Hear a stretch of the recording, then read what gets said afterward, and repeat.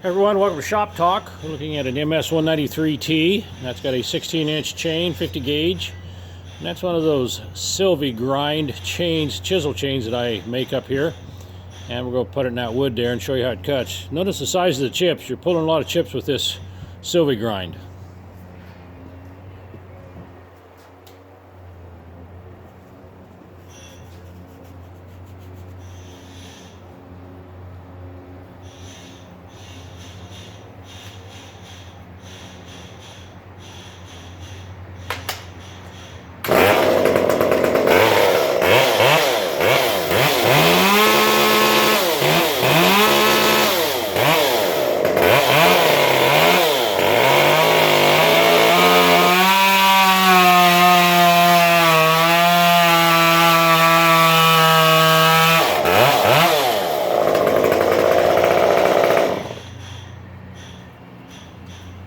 That saw has had the West Coast tune, and it will be disabled at the end of the video. If you got any questions on these, give the chainsaw guy a call.